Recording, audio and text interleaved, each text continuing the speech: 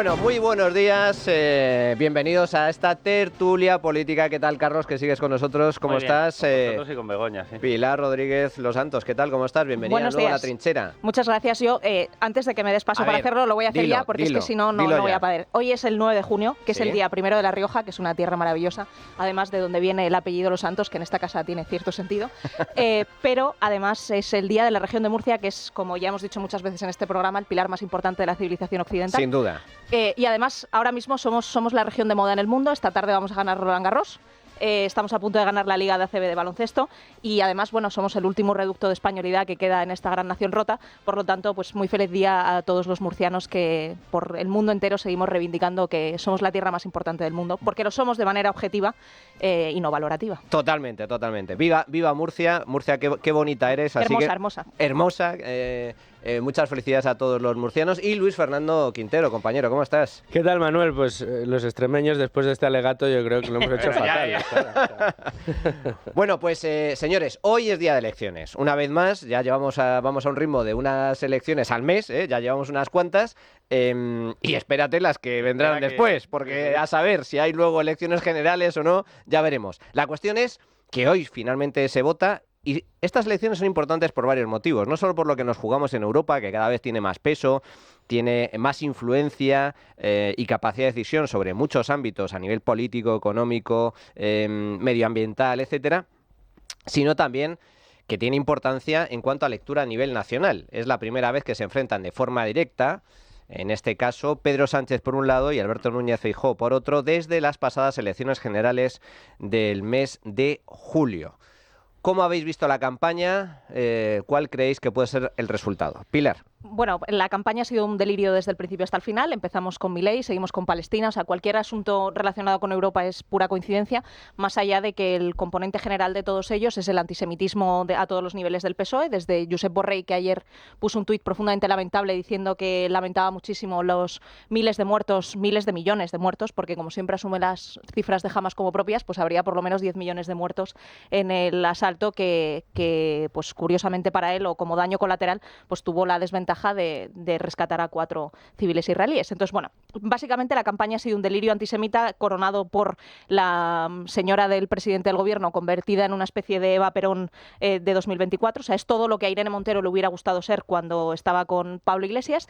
Y básicamente el problema de todo esto es que la buena pericia estratégica del Partido Socialista, empezada por el propio Óscar Puente generando un pollo que les ha servido electoralmente de una manera evidente y culminada por la desfachatez de efectivamente utilizar todo lo que esté a su servicio, pues probablemente haga que el Partido Socialista esté en abierta disposición de ganar las elecciones esta noche.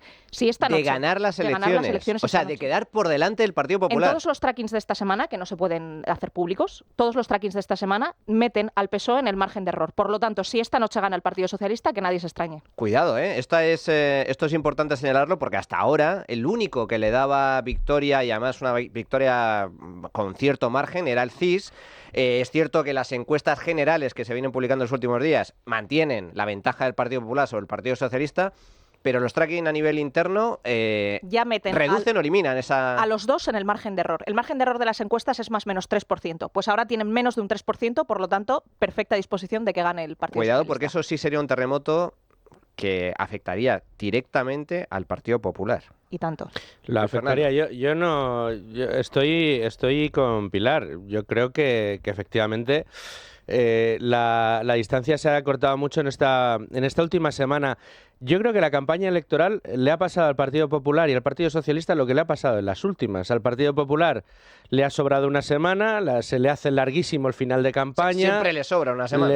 Se le ha hecho larguísimo. Fuentes de Génova, cuando consultabas con ellas, era como, a ver si termina esto ya, ojalá acabara hoy la campaña y no el domingo. Bueno, esto y en cambio el Partido Socialista todo saca conejos de la chistera constantemente, y si tuviera otra semana de campaña, otra semana de conejos en la chistera, y haciendo eso que tantas veces hemos escuchado a Zapatero en aquel corte con Gabilondo, necesitamos tensión, ¿no? Pues Sánchez se lo sabe muy bien y ha tensionado muchísimo a su electorado, tanto que ha conseguido una cosa que para mí me parece espectacular, que es un caso como el que habéis mencionado antes con esa enumeración con el test fantástico de Carlos, un caso que hubiera hundido en la miseria a cualquier candidato a unas elecciones que se juegan el cobre en una semana o 2 semanas vista, le hubieran hundido, no hubiera podido salir de su casa por el escándalo de corrupción que supone.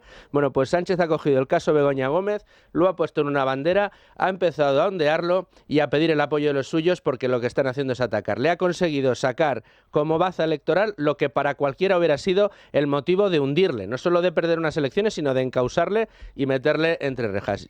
Y es que, claro, si tú pones eso en una balanza y lo que estamos viendo en esta última semana, es que yo me creo que estén muy próximos a esos resultados.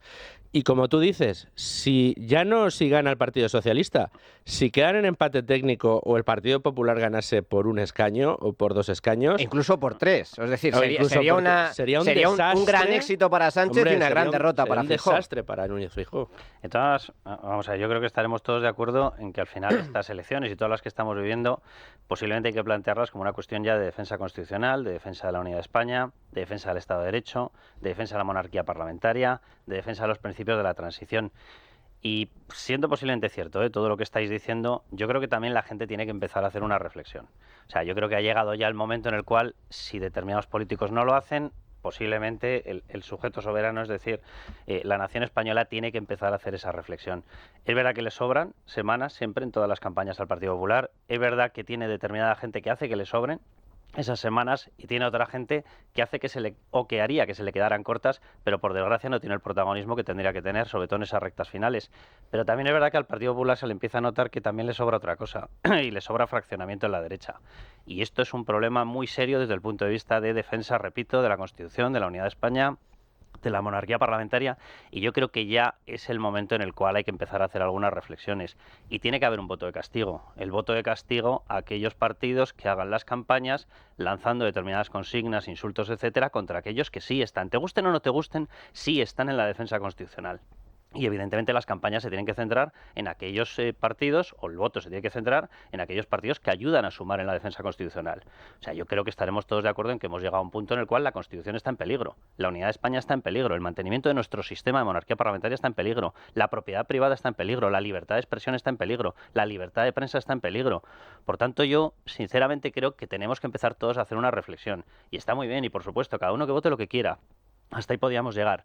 Pero cuando tú te das cuenta de que Pedro Sánchez está indicando determinadas opciones y las está colando, a lo mejor no es lo más acertado votar esas opciones.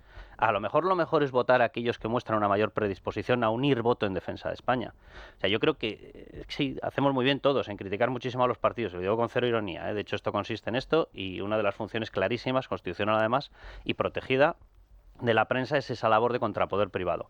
Pero dicho eso, a lo mejor también los votantes tenemos que hacer una reflexión. Es que esto es importante porque mientras la derecha se fragmenta y además entra en una guerra absolutamente fratricida entre sí, en donde se intentan rascar y robar votos unos a otros, etcétera, y en donde las campañas electorales en muchos casos no se centran en condenar, castigar o criticar a Sánchez, sino en castigar a tu socio y aliado, porque al fin y al cabo, ¿con quién va a pactar el Partido Popular o con quién va a pactar Vox? Es decir, pocas alternativas hay. Mientras la derecha se mantiene fragmentada, en la izquierda está sucediendo justo lo contrario, porque Sánchez, de forma muy hábil, y esto me gustaría que me dierais vuestra opinión al respecto, está consiguiendo dos cosas. Por un lado, se está comiendo al votante que tiene a su izquierda, al votante de Sumar, al votante de Podemos. Se lo ha zampado. Se lo ha zampado, literalmente. Mantiene fiel al votante tradicional del PSOE con su estrategia de la fachosfera y la máquina del fango, de forma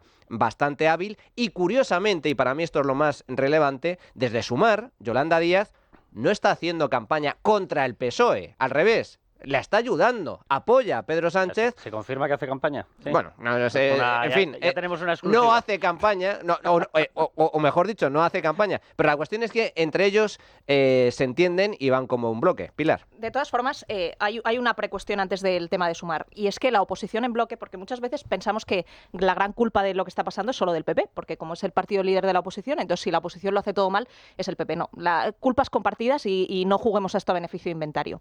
Que la oposición oposición no haya sido capaz de generar un marco nacional por el cual el hecho de que la mujer del presidente del gobierno esté investigada por corrupción, imputada por corrupción en términos anteriores, es un asunto lo suficientemente grave como para hacer que el gobierno caiga, es una cuestión que a la derecha debería preocupar y muchísimo. Porque no fueron capaces de ganar, o no fuimos, ya nos incluimos todos, sociedad civil incluida, capaces de ganar las elecciones ante una amenaza real de amnistía y después de los indultos.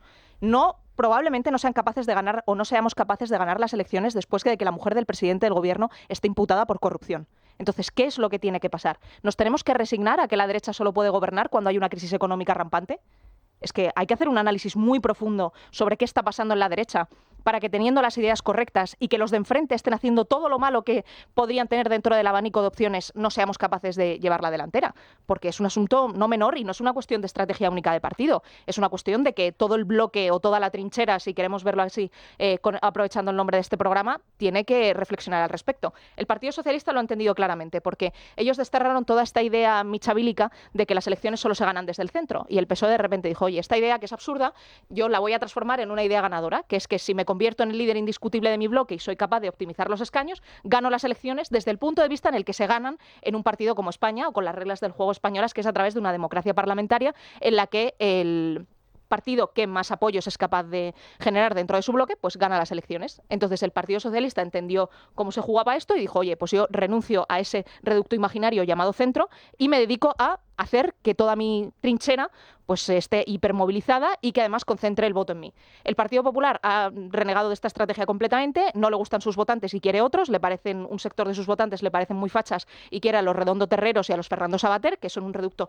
absolutamente minúsculo, y sin embargo hay un espacio gigante de un montón de personas que en su momento votaron al Partido Popular, que en el fondo están deseando volver a votarle si es la herramienta más útil, que en este caso efectivamente lo es, para acabar con Pedro Sánchez. Entonces, como resumen de toda esta cuestión, hay que hacer un replanteamiento estratégico desde el punto de vista tanto de las ideas predominantes como de cuáles son los votantes a los que debe aspirar la derecha, que tiene una profundidad mucho más allá de estas elecciones. Desde tu punto de vista, Pilar, yo no sé si coincidirás conmigo, yo creo que uno de los grandes errores estratégicos del Partido Popular es que intenta pescar votos entre los socialistas descontentos. Y mi gran duda siempre la ha tenido, ¿eh? El socialista descontento jamás va a votar al Partido Popular. Jamás. Como mucho, en una situación de extrema de extremo clima crítico contrario al gobierno en el poder por parte del Partido Socialista, que normalmente sucede, como bien comentas, en momentos de crisis económica, lo que hace el votante socialista es quedarse en su casa. Eso es. Es abstenerse, no votar en ningún caso al PP. Eso es lo que pasó el 28 de mayo. De hecho, el gran problema que tienen cuando hacen estas apelaciones a Felipe González, como si fuera ahora el sumo, el centro de la moral la tiene Felipe González, es que es una cosa alucinante. Y Rubalcaba. Y Rubalcaba. Y Emiliano García Paje. Bueno, Van pivotando. El gran Paje. Y Vara no, pues porque se reconvirtió en el último momento, pero si no, Vara también era aquí el presidente del centro de la moral. Entonces, claro, cuando tú trasladas ese centro de la moral a que los socialistas reconvertidos son los que tienen la luz y el resto lo único que aspiramos a hacer es a gestionar mejor su luz, pero en cualquier caso su luz, lo que no entienden es que esto es un juego de suma cero y que estos son vasos comunicantes y que el coste de oportunidad de ir a por ese tipo de votante hace que otro votante enorme al otro lado del espectro se vaya a otra formación política o se vaya a la abstención hastiado porque entiende que no eres alternativa. Entonces, de verdad, o sea, los códigos políticos que funcionaban en 1996 no funcionan en 2024. Carles Puigdemont no es Jordi Pujol pidiendo un trato fiscal distinto. El PNV no es el de su momento. El centro y la izquierda se miden en términos completamente distintos. De Zapatero en adelante España ha cambiado. Y si tanto en Génova como en Bambú, porque también hay muchos que en Bambú que tienen esta tesis, no son capaces de entender que los códigos en los que se juega hoy en día no son los de entonces, o nos pasará esto una y otra vez, que empezaremos campañas con 15 puntos de distancia y las terminaremos con el PSOE ganando. Fijaos, comentabais los socialistas críticos con la actual dirección del partido, ¿no? Felipe González, como el gran baluarte. En una reciente entrevista concedida por Felipe González, el propio González decía, bueno, se hartó de criticar a Pedro Sánchez, pero cuando le preguntaban, ¿y usted por quién votó? ¡Por el Partido Socialista! Es que... Me costó, pero lo voté.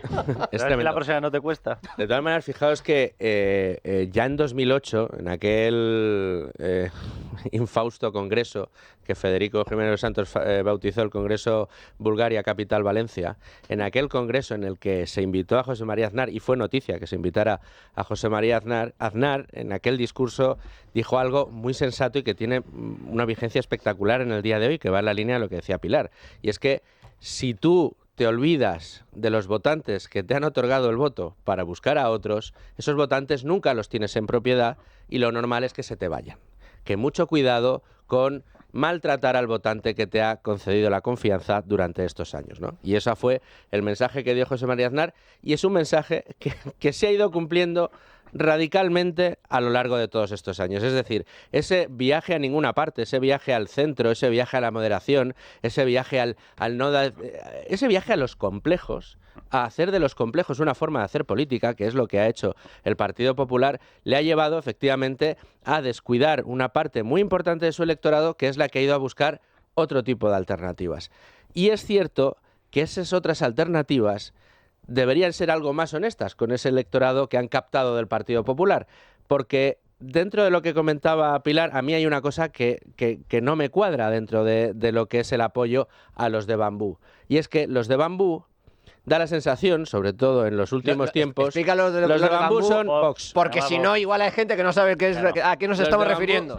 Los de Bambú son Vox. Y entonces, Vox da la sensación... En la calle Bambú de Madrid. Exacto. Hablamos de Génova y hablamos de Bambú, que son donde radican las sedes del Partido Popular y de Vox. El día que pongamos nombres a las calles, rememorando toda la gente honorable de España, pues nos quitaremos los Tintín, los Milús, los Bambús y los osos panda. Bueno, pues, ¿qué está buscando Vox? Vox está buscando ganar cuotas de poder y llegar a gobernar en España.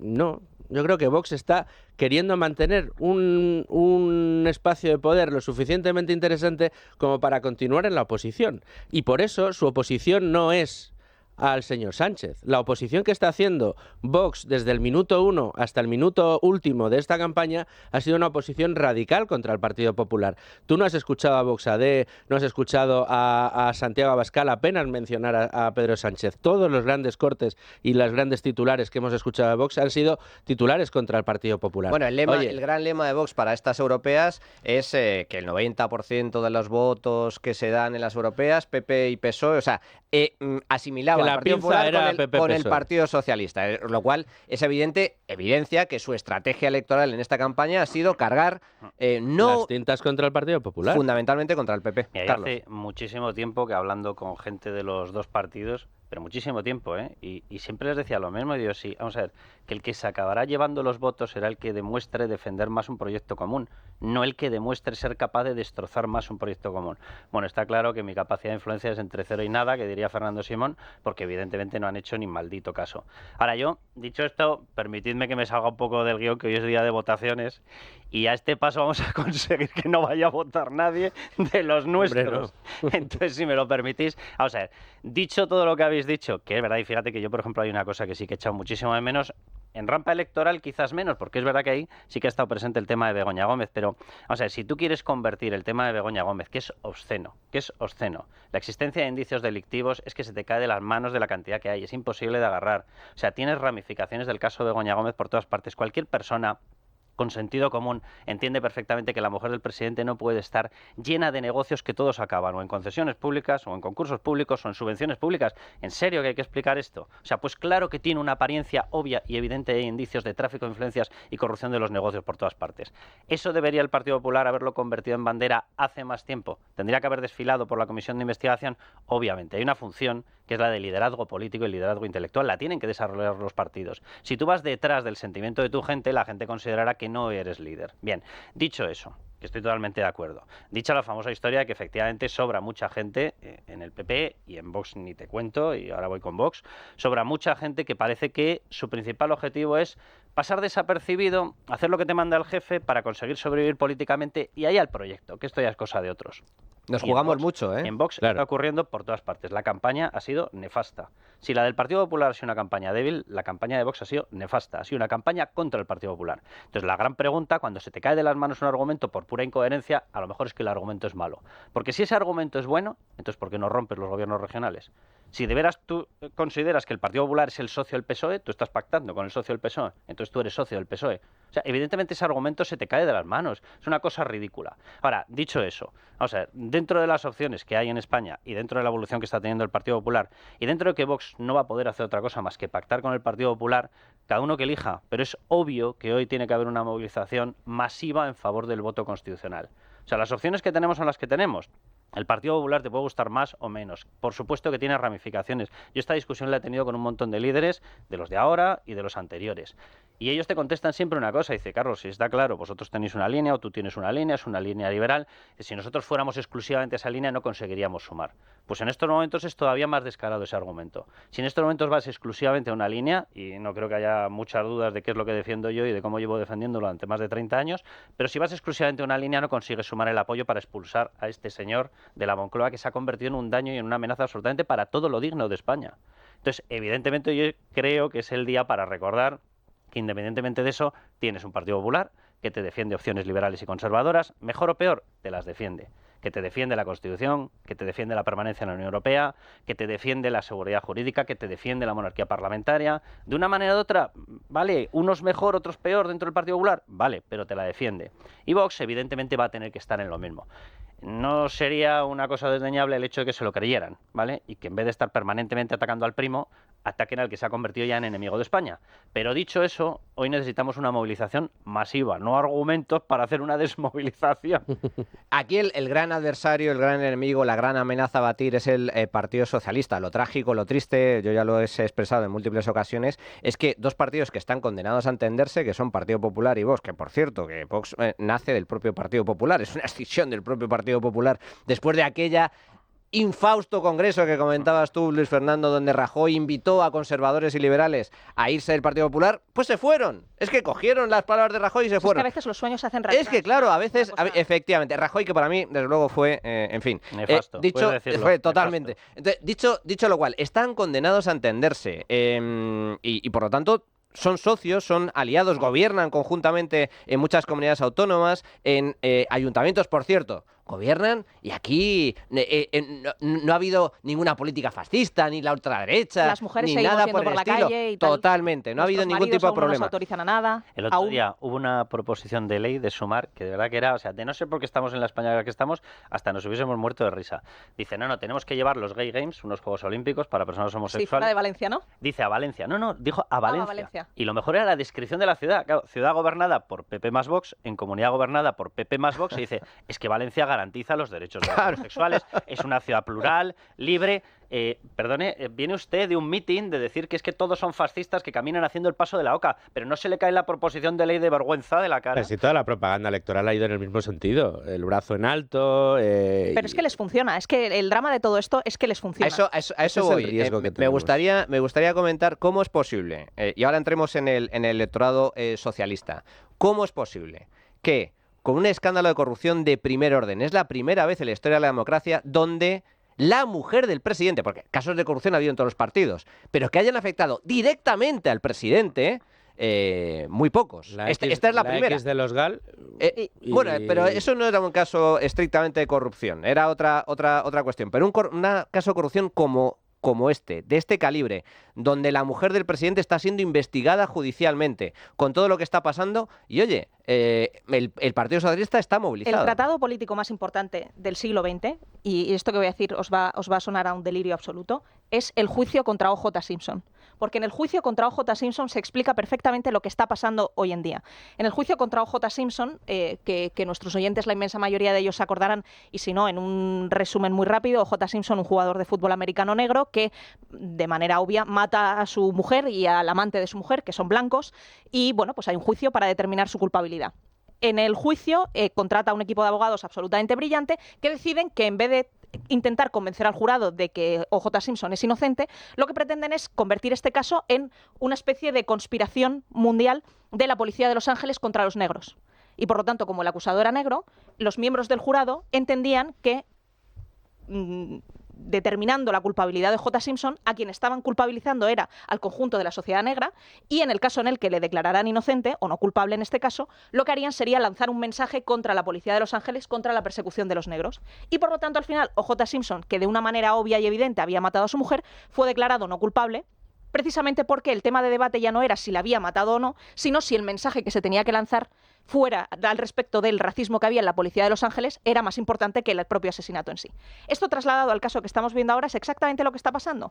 Pedro Sánchez lo que ha planteado es, da exactamente igual que mi mujer sea corrupta, da igual lo que haya hecho. Es más, es posible incluso que sea cierto, pero es mucho más importante aún que todos estos jueces que la están persiguiendo, con independencia de que tengan razón o no, lo están haciendo porque quieren acabar con el gobierno de coalición progresista, neofeminisma y ecologista.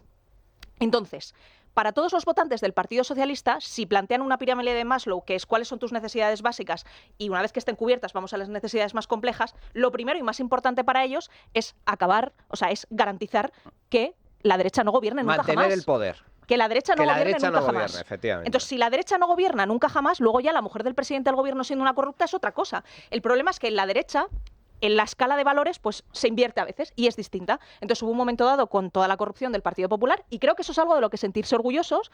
El votante de derechas dijo, oye, esto no es aceptable. La corrupción no tiene que ser una forma nuestra de hacer política y por lo tanto la podemos castigar. El votante del Partido Socialista no entiende esto y el votante de la perrosfera, si lo queremos llamar así, piensa que la lucha contra el mal llamado fascismo es mucho más importante que la pureza de las instituciones y en la derecha no. Entonces, claro, así es difícil. Pero esto que comentas es muy importante, Pilar, porque da buena muestra del distinto calibre moral y ético de los votantes de izquierda y de los votantes de derecha. Porque el votante de derecha, llegado a un punto, sí castiga el tema de la corrupción, como lo castigó en su día. Haciendo un pequeño paréntesis de un tema muy paralelo, pero que en esta campaña ha salido. Precisamente porque somos distintos, no podemos ni siquiera tontear con la idea de que Puigdemont llega a una moción de censura con la derecha. Ni siquiera tontear con la idea, porque nosotros somos moralmente superiores. Y como somos moralmente superiores, no podemos hacer depender nuestra gobernabilidad de un delincuente prófugo de la justicia que lleva insultando a España desde las instituciones europeas desde hace muchos años.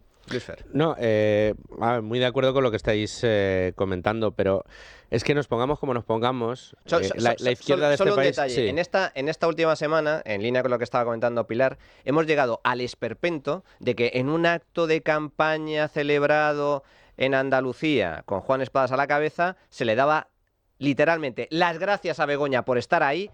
Los votantes socialistas allí presentes, los militantes, cantando Bego, Bego, Bego, Bego, Bego, Bego y repartiendo pulseritas de Free Bego. No, desde luego, sí. Han convertido, eso es lo que decía yo al principio, han convertido un hecho que tendría que haber tumbado a cualquier líder político en cualquier país homologable de Occidente, lo han convertido en un ticket electoral, en una campaña electoral que les está funcionando. Pero es que es así de sencillo. El Partido Socialista le dice a sus votantes, si no me votáis a mí, llega la ultraderecha fascista del Paso de la Oca, el brazo en alto, que van a ir contra los homosexuales, contra las mujeres, contra nuestros derechos. Y a mí me tenéis que votar porque esos fascistas me están atacando injustamente. Y el votante del Partido Socialista no necesita absolutamente nada más. Le han dado la excusa para salir de su casa e ir a depositar el voto. ¿Que es mucho más pobre de lo que era al principio cuando llegó Sánchez al poder? Da igual. ¿Que no puedo llenar la cesta de la compra? Da igual, eso es culpa de los fascistas. Que, les convencen de absolutamente todo. De absolutamente todo. ¿Que vienen los fascistas? Me voy a votar, ya está, me da igual. ¿Qué tengo que apoyar a Begoña Gómez? A Begoña Gómez. Si cualquier reportaje que hayas visto estos días en redes sociales, en mítines del Partido Socialista, preguntando a votantes del Partido Socialista en la calle, todo el mundo te dice lo mismo. Lo de Begoña, eso es mentira, esos son inventos de los jueces y los periodistas. Se lo creen a pies juntillas. No hay nada, no hay un espíritu crítico en la izquierda. Bueno, vamos a hacer una pequeñísima pausa y regresamos con este y más temas. La trinchera de llamas. Es Radio. Bueno, pues estamos de nuevo en tiempo de tertulia política y para analizar las elecciones europeas. A ver, aquí hay dos lecturas. Una es la clave nacional, realmente interesante y además muy preocupante este estrechamiento de distancia entre PP y PSOE y todas las implicaciones que tiene. Pero luego, a ver, estamos hablando de elecciones europeas. La Unión Europea cada vez tiene más peso en las políticas nacionales en distintos ámbitos. Y por primera vez desde que hay elecciones al Parlamento Europeo, existe la posibilidad de que el auge de los partidos de derecha posibiliten un pacto entre el Partido Popular, centro-derecha a nivel europeo, y nuevos partidos que de carácter liberal, otros mucho más conservadores, etcétera, de tal forma que se rompa por primera vez la coalición tradicional entre socialistas y populares a nivel europeo. Para analizar esta cuestión contamos con una visión muy experta en la materia, Víctor Santana, que es experto en asuntos europeos, ex asesor para el Partido Conservador británico y del grupo ECR en el Parlamento Europeo. ¿Qué tal, Víctor? Muy buenos días, ¿cómo estás? No tenemos a Víctor. Bueno, se nos ha caído Víctor. Pues me gustaría comentar o que me dierais vuestra opinión sobre esta cuestión, porque me parece relevante. Ahora Meloni se ha convertido en un factor determinante para saber cuál va a ser el posible pacto dentro de la Unión Europea. Y Úrsula von der Leyen todavía no lo tiene definido. No se decanta de momento por cuál va a ser su opción. Ya se ha decantado bastante, ¿no? Hasta el momento. Prefiere los ponis, especialmente si son suyos, a los lobos, hasta que el lobo muerde y entonces el lobo es malo. A ver, un segundo. ¿Está Víctor? Hola, Víctor, ¿nos escuchas? Hola, muy buenas. A ver, Víctor, ¿qué tal? ¿Cómo estás? Muy buenas. Estábamos comentando un poco el panorama que se puede presentar de cara a estas elecciones europeas que se celebran hoy, el auge de nuevos partidos de derecha, en el bloque de derechas, que son de naturaleza pero que muy diferente. Víctor, ¿cuál es tu opinión al respecto? En primer lugar, ¿cuál es la naturaleza, las características de estos nuevos partidos que están irrumpiendo con fuerza en el Parlamento Europeo, que cada vez tienen más fuerza, cada vez tienen más peso? Las encuestas hablan de que pueden representar hasta el 25% de los europarlamentarios. ¿Cuál es este bloque? ¿Cuáles son los principales partidos, las principales fuerzas y sus principales características o ideología? Bueno, como bien decías al principio, esto es una situación que nunca antes ha pasado en la Unión Europea, en donde el bloque de derechas por primera vez suma más que el bloque de izquierdas, y se puede dar la situación en donde el Partido Popular Europeo decida sumar una alternativa al poder a la que lleva siendo los últimos 30 años, en vez de asociarse con el Partido Socialista Europeo. ¿Cuáles son los partidos políticos que tenemos en esos bloques de derechas? Porque no nos olvidemos que tenemos dos bloques principales de derechas. El bloque principal, con el que el Partido Popular Europeo ha pactado alguna serie de medidas y lo ha utilizado como muleta durante la última legislatura, estos últimos 5 años, es los conservadores y reformistas europeos, donde nosotros tenemos a Vox ahí metidos, pero dentro de ese grupo los dos grandes partidos, los que tienen el mayor peso, son el partido Ley y Justicia, el que gobernaba hasta hace muy poco en Polonia, y sobre todo yo creo que el gran éxito de estos últimos años, la que va a ganar, la que tiene más peso, la que tiene más nombre dentro de Europa, es la actual primera ministra de Italia, Giorgia Meloni. Y después tenemos otro grupo un poquito más a la derecha, que son los nacionalconservadores, en donde acaban de expulsar a uno de sus grandes miembros, que tenía pensado volver después de las elecciones con casi 20 eurodiputados, que es la Alternativa por Alemania. Pero en ese grupo nos encontramos a la muy reconocida Marine Le Pen, que cada vez está mucho más cerca de convertirse en la presidenta de Francia por los resultados electorales que ha ido obteniendo en las últimas elecciones. ¿Y qué puede suponer, Víctor, ese cambio? Porque efectivamente, como bien estás comentando, tradicionalmente siempre se ha pactado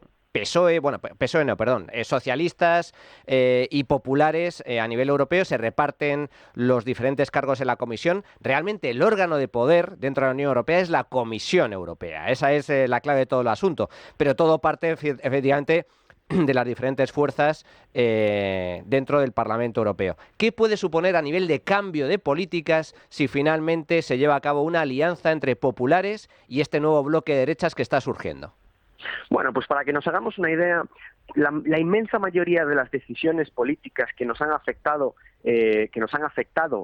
a todos los ciudadanos, y sobre todo esas que estamos muy acostumbrados a verlas, como son todo el tema del Pacto Verde, lo que implica para el transporte, lo que implica para la renovación de las casas, las calderas, todo lo que nos han metido por los ojos los últimos 5 años son decisiones políticas inspiradas, empujadas por el Partido Popular Europeo, por el Partido Socialista Europeo y por los Verdes, con el apoyo también muy puntual del grupo de Renew, ¿no? Los liberales. Y ese es el gran bloque central que se creó en esta última legislatura y que dio lugar pues a todas las políticas que acabo de mencionar. ¿Qué significa esto? Bueno, si el Partido Popular decide crear esa mayoría alternativa y lanzar una comisión en la que las carteras importantes no estén dadas a gobiernos de izquierdas o a gobiernos liberales, bueno, esto significa que va a haber un cambio profundo a la hora de las políticas públicas que la Unión Europea vaya a hacer, porque los grupos de la derecha, pues entiendo que querrán reevaluar completamente el Pacto Verde, querrán completamente poner punto y final a la deriva del cierre de plantas nucleares o de uso de alternativas energéticas que estábamos utilizando hasta ahora, que eran mucho más baratas. Vamos a ver cómo, si hay una coalición de derechas, reevaluaremos la situación de la inmigración en Europa para hacer mucho más difícil que la inmigración ilegal entre en nuestras fronteras. Entonces, es un cambio conceptual completo, es un giro en otra dirección que Europa hasta ahora no ha visto.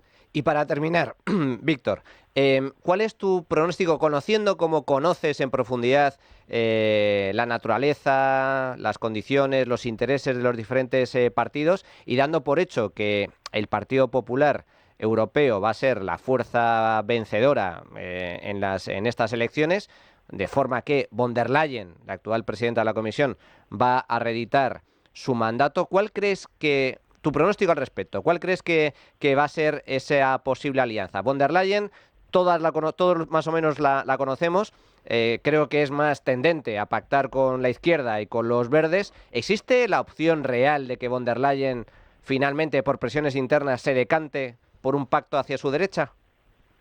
Bueno, todo dependerá. Hay una figura muy importante que es la que realmente va a poder conseguir este pacto de la derecha o no, y esa es la primera ministra de Italia. Giorgia Meloni es la que puede conseguir esta situación o a la que se le puede escapar de las manos. El resto de los partidos políticos no tienen la misma capacidad que ella y sobre todo no tienen el Partido Popular Europeo no ve con los mismos buenos ojos a Giorgia Meloni que al resto de los líderes de la derecha. Entonces, si hay una figura que es capaz de conseguir esto, es ella y nadie más.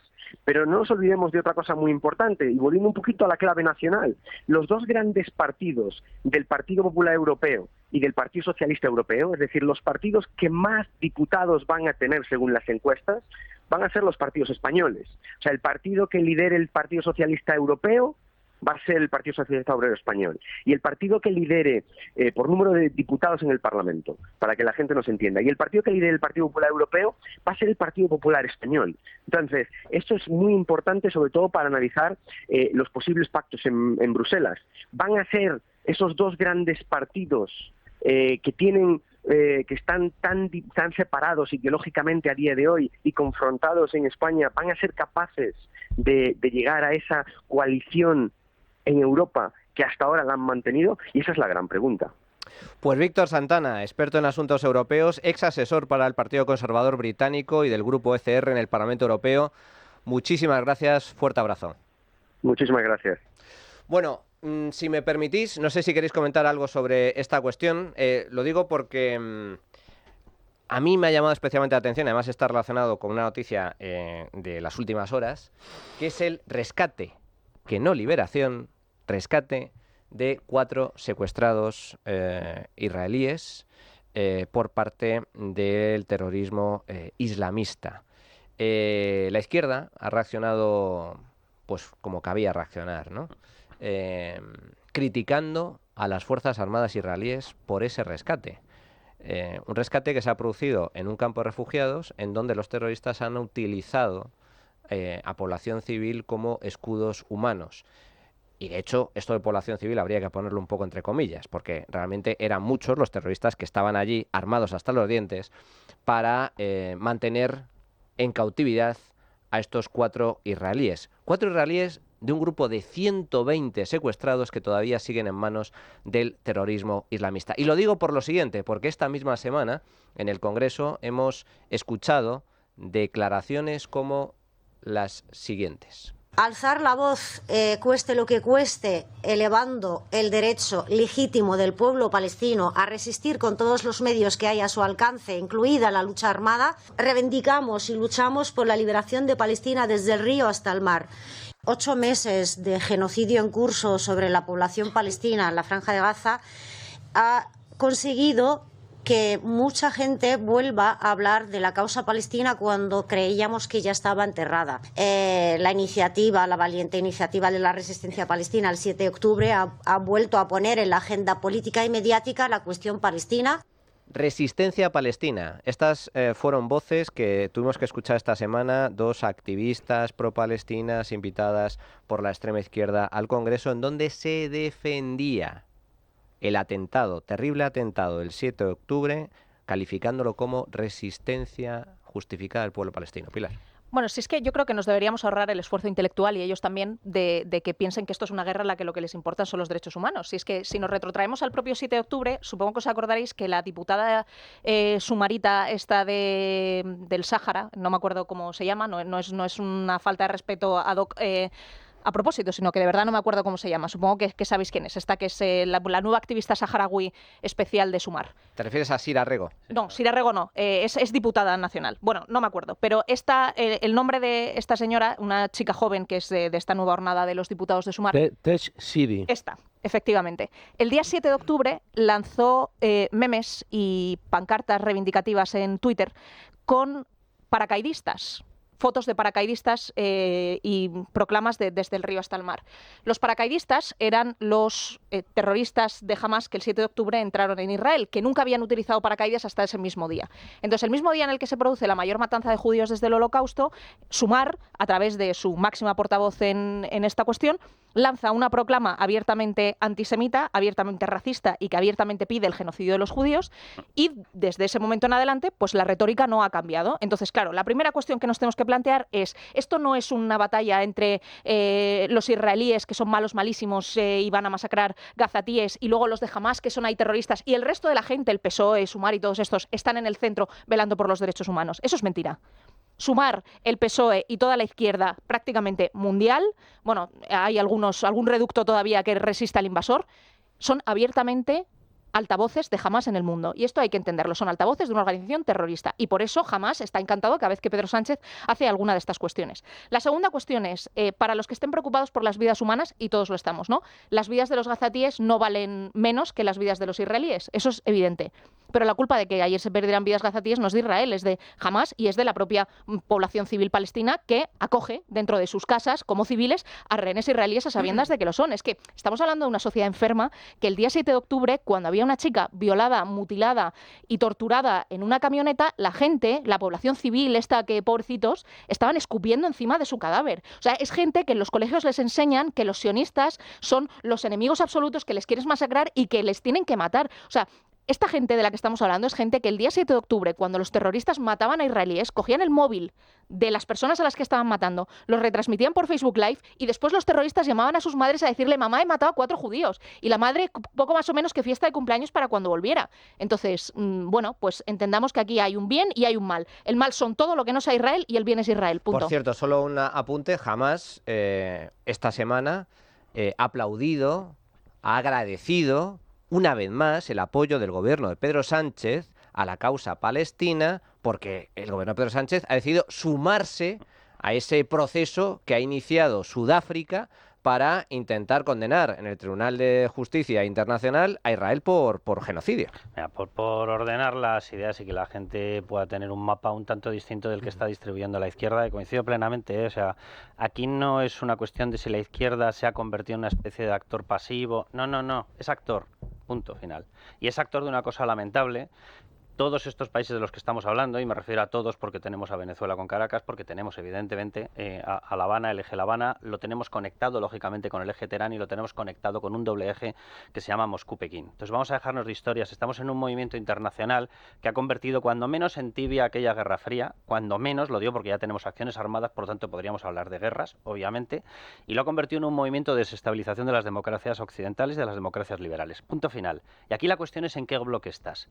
¿Estás en el bloque de defensa de los derechos y libertades? ¿Estás dentro del bloque de defensa de las sociedades liberales, de las democracias liberales? ¿O estás a favor del bloque de Teherán, Caracas, La Habana, Moscú y Pekín? Así de sencillo. Si el Partido Socialista ha decidido dar voz a todos estos y ha decidido conseguir las felicitaciones de todos ellos, decías, Manuel, tenías toda la razón, la felicitación de Hamás y la felicitación de los hutíes, cuando nos negamos a proteger los convoys occidentales en el Mar Rojo, los hutíes están financiados exactamente igual por Irán.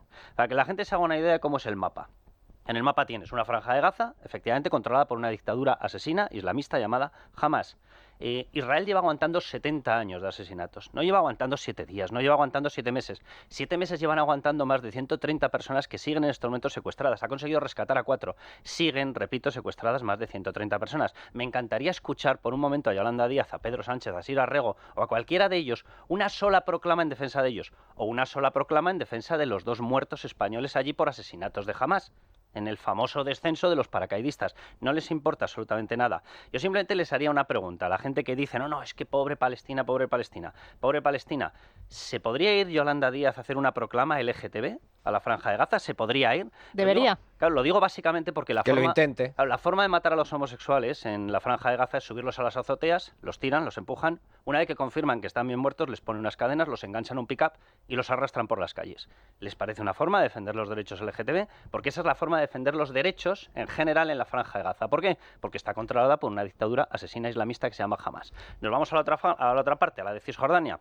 Vale, el control, porque los expulsaron cuando en el año 5, año 6 consiguieron la dictadura plena Hamás, expulsando al resto de organizaciones terroristas, los mandaron a Cisjordania y en Cisjordania están bajo control de Hezbolá. ¿De quién depende Hezbolá? De Irán. ¿Pero de qué estamos hablando, por amor de Dios? O sea, no hay manera de defender un solo derecho occidental, un solo derecho de las democracias liberales en ninguna de las dos partes de Palestina. Y por eso están con Palestina, y Carlos. Eso es a lo que Pedro Sánchez le ha concedido reconocimiento. Ha concedido reconocimiento a una dictadura. El señor de recordemos por enésima vez a Franco muerto está en estos momentos reconociendo una dictadura asesina islamista. Por cierto, solamente ya, aunque no fuera por bondad, sino que fuera por egoísmo, simplemente por un poquito de inteligencia, ¿quién es el principal suministrador tanto de material para combatir el yihadismo, de mecanismos de inteligencia para combatirlo, como directamente de inteligencia y de datos para combatirlo? Es Israel. Es Israel. O sea, estamos en una apología de la imbecilidad, perdón por la expresión. Es que yo creo que una de las cosas que la que todavía no es que no se hayan dado cuenta, quizás es por eso, por lo que apoyan, es que el terrorismo islamista no es enemiga de... su enemigo no es Israel, su enemigo...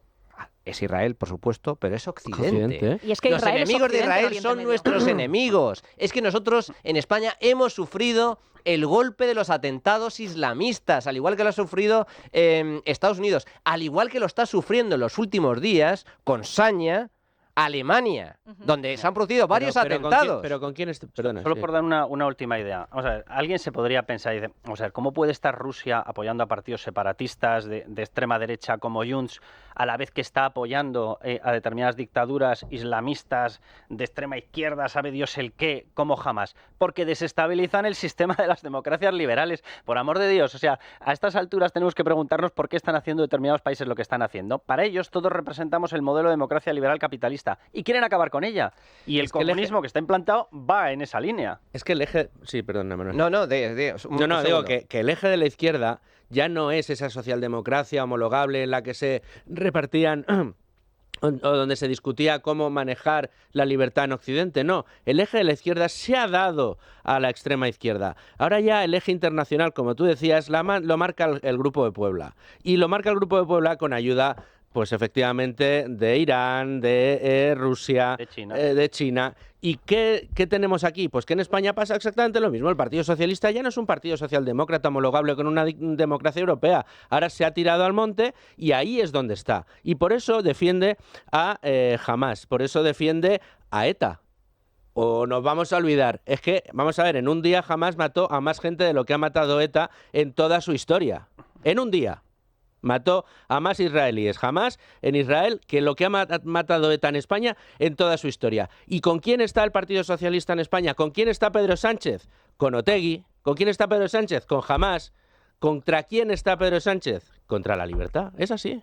Por cierto, noticia que podemos leer en Libertad Digital, firmada por Carlos Cuesta: respaldo del gobierno de Sánchez a las dictaduras. Firma con el Grupo de Puebla para sacar a Cuba de la lista de países terroristas. Una pequeña pausa y regresamos. Bueno, pues estamos de nuevo en la trinchera, en la parte de tertulia política. Y si me permitís, vamos a hacer un pequeño cambio de tercio. Vamos a hablar de la situación de la educación en España, porque es uno de los graves problemas que estamos registrando en los últimos años. Además, esta misma semana se ha presentado un anteproyecto sobre un anteproyecto de ley sobre la protección de los menores en redes sociales, etcétera. Y para este tipo de cuestiones contamos hoy con Daniel González de la Vega, que es uno de los fundadores de SmartTIC, junto a Javier Arroyo. ¿Qué tal? Buenos días, Daniel, ¿cómo estás? Buenos días, muy bien. ¿Vosotros? Muy bien, muy bien. Lo primero que me gustaría preguntarte, en caso de que haya gente que no conozca SmartTIC, ¿qué es esta herramienta? Pues espero que no haya mucha que no lo sepa, pero yo lo cuento rápidamente, claro. SmartTIC es un método online de aprendizaje de matemáticas, lectura y recientemente programación para niños de 4 a 14 años, que consiste básicamente en que a través de sesiones de 15 minutos al día, en donde los niños trabajan en un contenido muy bien hecho y sobre todo a través de una algoritmia basada en inteligencia artificial que hace transitar al niño por ese contenido de una manera casi perfecta, pues el niño trabaja en contenido adaptativo de manera que el aprendizaje es muy eficaz y muy eficiente, porque solo son 15 minutos al día. Recientemente, además, habéis sido incluidos por la revista estadounidense Time entre las mejores 250 empresas de tecnología educativa. ¿Qué supone esto para vosotros? Pues la verdad que ha sido una sorpresa muy grata, porque ha sido una sorpresa también para nosotros y bueno, pues muy contentos y muy agradecidos a la revista Time por semejante distinción. La verdad que al final no es que las necesitemos, porque al final lo que es la gasolina que nos hace seguir trabajando y mejorando nuestro producto, pues son los miles de niños que usan nuestro producto de forma diaria, pero nunca está de más. Esos reconocimientos pues la verdad que nos llenan de satisfacción y nos ayudan. ¿Y cómo surge esta idea? Pues la idea surge de una manera bastante accidental, allá por 2010, cuando Javier y yo, insisto, de manera un poco accidental, conocemos una metodología que llevaba 60 años en el mercado y funcionaba y sigue funcionando muy bien, que trabaja las matemáticas sobre todo, también de forma extraescolar, en casa y demás, pero todo basado en cuadernillos de papel que tiene que corregir, claro, un adulto, tiene que darle feedback al alumno, ese adulto, una vez que ha hecho el cuadernillo, hay que ir a un centro físico 2 veces a la semana para recoger esos cuadernillos, etcétera. Y pensábamos que en el 2010, pues con tecnología, se podía mejorar mucho la experiencia, digamos, de uso de una metodología semejante. Y esa fue la idea. Al final, con tecnología, pues como hablábamos antes, consigues que el contenido se adapte en tiempo real de una manera mucho más precisa, puedes gamificar la herramienta para que el niño se motive durante la sesión y entre sesiones para seguir haciendo y trabajando, etcétera, etcétera, ¿no? En definitiva, al final la tecnología pues te permite hacer cosas que, claro, que un papel y un lápiz con un papel y un lápiz no puedes conseguir, ¿no? Precisamente esta semana el Gobierno ha anunciado la propuesta de una nueva ley que regula el uso de dispositivos móviles entre los más jóvenes. Quería realizarte 2 preguntas al respecto. La primera es si crees que esto puede afectar al desarrollo de SmartTIC y, por otro, en vuestro caso, estáis en varios colegios a través de vuestro método ayudando en el proceso educativo. ¿Cómo se implanta SmartTIC en los colegios y cómo se debería seguir desarrollando la implantación de la tecnología en la educación? Vamos a ver, la regulación del uso de pantallas en niños me parece absolutamente conveniente y si acaso a nosotros nos debería beneficiar. Es decir, nosotros siempre decimos que el problema no es la pantalla o el dispositivo digital, el problema es cuánto y para qué se utiliza ese dispositivo digital. Es decir, los niños, sobre todo cuando empiezan a entrar a la adolescencia, pasan horas diariamente, pero muchas horas delante de TikTok, delante de Instagram, etcétera, etcétera, WhatsApp, y efectivamente eso tiene bastantes inconvenientes que empiezan a estar bastante estudiados ya. En Smartick, como te decía, estamos hablando de un uso de 15 minutos al día de un producto estrictamente educativo, o sea, donde el niño está aprendiendo y de una manera muy, muy eficaz y eficiente. Entonces, creo que aquí hay que saber distinguir el qué del para qué, ¿no? Entonces, la tecnología, pues la tecnología en general es una maravilla dependiendo de cómo la uses. Si efectivamente la tecnología lo que te produce es pasar horas y horas y horas en tareas completamente improductivas y que incluso pueden tener efecto, como se está midiendo, en el desarrollo neuronal y cerebral de los chavales, pues es mal, ¿no? Está mal. En relación a la segunda pregunta, es verdad que Smartick trabajamos con colegios, pero es un trabajo residual, marginal. Básicamente, la mayoría de nuestros clientes son familias que usan Smartick en casa con sus hijos de manera extraescolar y extracurricular. De hecho, desde Smartick tenemos una iniciativa reciente que está teniendo un éxito espectacular y del que van a empezar a llegar noticias muy pronto en los medios, que es una herramienta que se llama Monk para medir, que esta sí que está dirigida exclusivamente a colegios, para medir el nivel de destreza y competencia matemática y destreza y competencia lectora en primaria y secundaria en los colegios, de una forma muy rigurosa, psicométricamente robusta, etcétera, etcétera. Y estamos empezando a trabajar en ese caso sí, porque es un producto estrictamente dirigido a colegios con cientos de colegios. Otro de los temas que me gustaría preguntarte es precisamente a raíz del último informe PISA, que refleja una caída muy sustancial del sistema educativo, de la calidad educativa, precisamente en comprensión lectora y en matemáticas. Desde vuestra plataforma hacéis mucho hincapié en el aborrecimiento que que tienen los niños con las matemáticas. ¿Qué hace falta para motivar a los estudiantes? ¿Es vuestra aplicación una solución?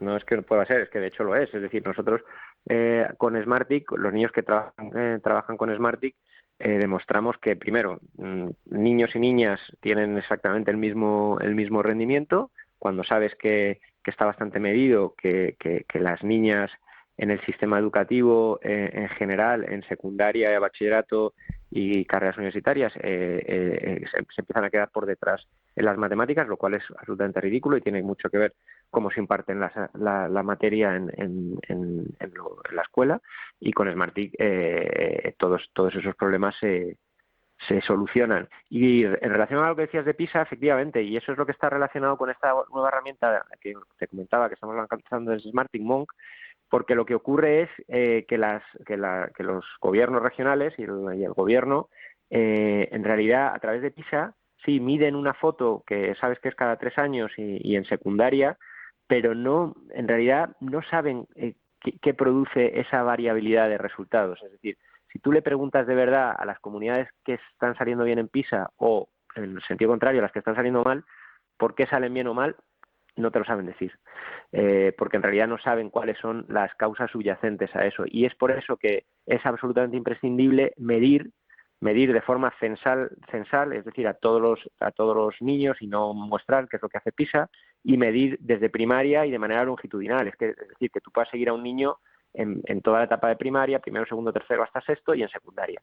Y eso es lo que estamos consiguiendo con Monk y la verdad que tenemos, y por eso está generando esa atracción tan grande, porque se están dando cuenta pues las administraciones por un lado y los colegios e instituciones por otro, que es la manera de verdaderamente entender, oye, qué factores tienen impacto en una mejor educación, en un mejor rendimiento, en esas competencias imprescindibles que son saber leer y leer bien y las matemáticas, ¿verdad? Última pregunta, Daniel. Se acercan las vacaciones de verano y se vuelve a abrir el mismo debate. ¿Los niños deben hacer deberes durante el verano o el descanso es necesario? Vamos a ver, nosotros somos totalmente favorables a que los niños trabajen en verano. Son 3 meses de vacaciones en donde el niño no puede estar no haciendo nada.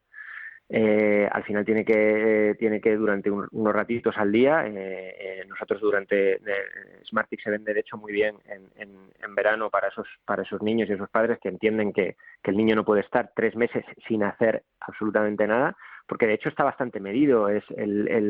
Los ingleses lo llaman summer slide, ¿no? El desaprendizaje del niño durante el verano. Es decir, un niño de primaria que durante 3 meses no está haciendo nada, no es que no aprenda, es que desaprende. Y llega en septiembre con un nivel de conocimiento y de destreza inferior a cómo acabó el curso. Eso no debe ser así, y por tanto el niño debe trabajar algo. Sí, oye, que en verano hay tiempo para todo, para hacer deporte, para estar en la piscina, para estar con los amigos, para disfrutar, para ver la tele y para trabajar. Son muchas horas al día, y que el niño le dedique unos ratitos al día digamos, a seguir trabajando en esa lectura, esas matemáticas, etcétera, nosotros lo vemos absolutamente imprescindible. Pues Daniel González de la Vega, fundador de Smartick, muchísimas gracias, fuerte abrazo. Un abrazo, chao.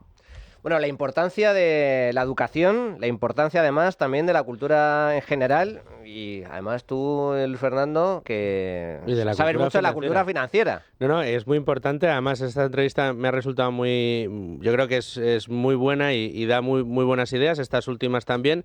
Y oye, para la gente que también quiere instruirse este verano en cuestiones tan importantes como las de las finanzas, ya que me das la oportunidad, Manuel, oye, recordar que está ahí el curso de cómo invertir con cabeza y ganar dinero a largo plazo, que tenemos el equipo Tu Dinero Nunca Duerme con los locos de Wall Street, que entra en su 4ª edición, que aquel que haga el curso pues va a aprender a invertir de una forma pues sensata a largo plazo para construir un patrimonio sólido a lo largo del tiempo y de una manera pues muy sensata y muy segura a lo largo del tiempo. Y bueno, pues 1.000 alumnos hasta la fecha en las 3 ediciones anteriores certifican el éxito del curso. Así que bueno. Habéis fichado, digo, como experta, a Begoña Gómez.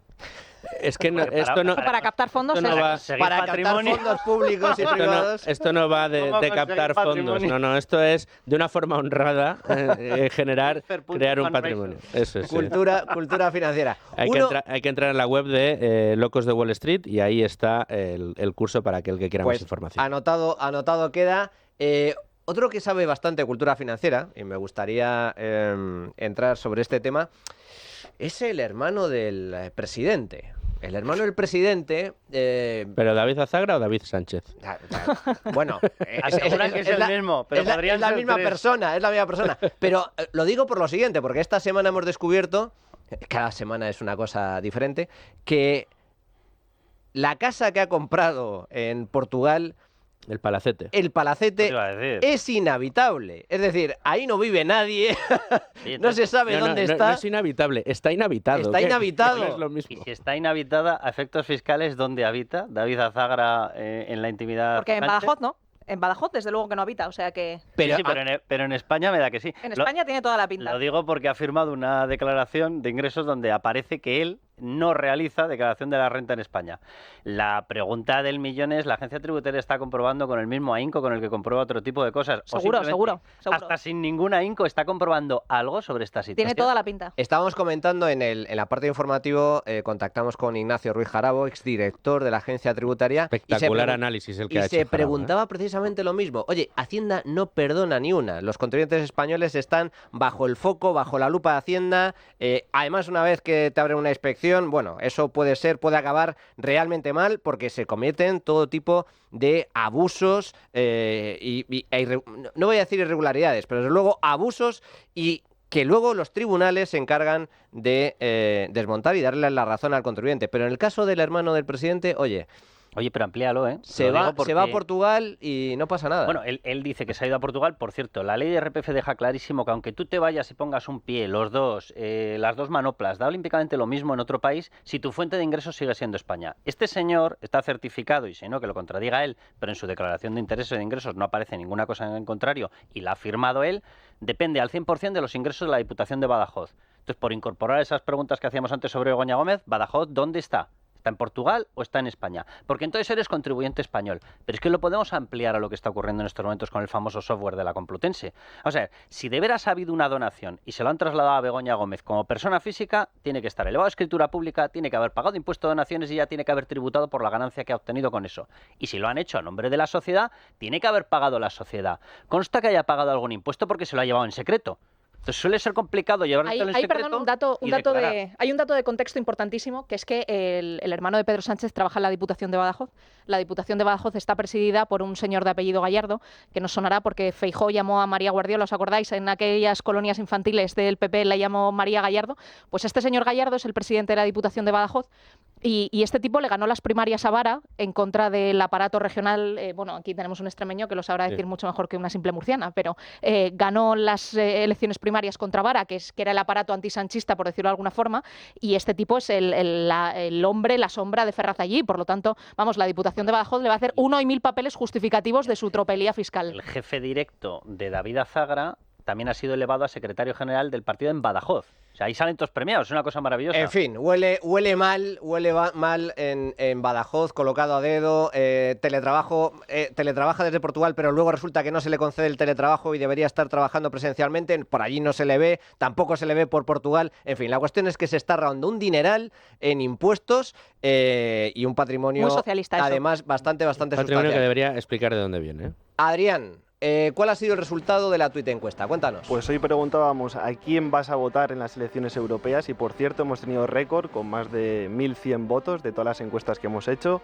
Dábamos 4 opciones: PP, PSOE, Vox, otros partidos o abstención, y ha ganado con el 57% que van a votar a Vox, nuestros votantes de la encuesta, seguido del PP del 25%, un 2% del PSOE y a destacar también otros o abstención un 16%, y esto nos han dejado nuestros oyentes.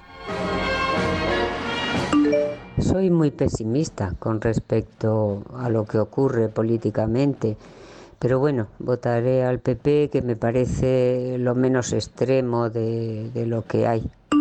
Buenos días. Voy a votar a Vox porque el PP parece que está más claro que vaya a ganar. Y parece ser que con Vox le sacude más a este Pedro Sánchez.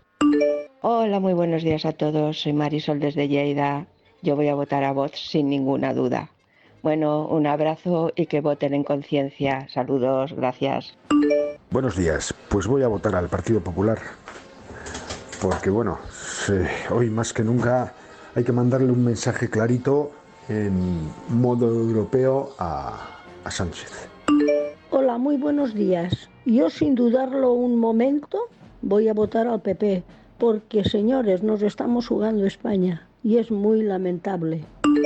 Pues en mi casa, mi marido y yo, después de años votando al Partido Socialista, vamos a votar, a pesar de que para Castilla-La Mancha votamos a Paje, porque es dentro de lo malo, es un socialista que se sale un poco de la parva, como decimos aquí.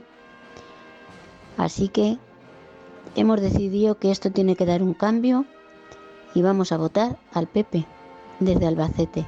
Vale, buen día, adiós. Bueno, pues muchísimas gracias a nuestros oyentes. Hoy, día de votaciones. Carlos Cuesta, un auténtico placer. Muchas gracias por estar con nosotros de nuevo. Encantado. Pilar Rodríguez Los Santos. Y día de la región de Murcia. Se te está olvidando todo el rato. Oye, mira... o sea, ¿por qué? Te quejarás.